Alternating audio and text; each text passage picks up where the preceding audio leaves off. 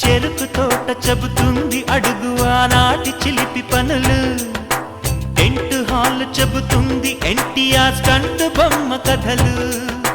పరుగెడుతూ పడిపోతూ ఆ నూతుల్లో ఈత కొడుతూ ఎన్నేళ్ళో గడిచాయి ఆ గురుతులనే విడిచాయి.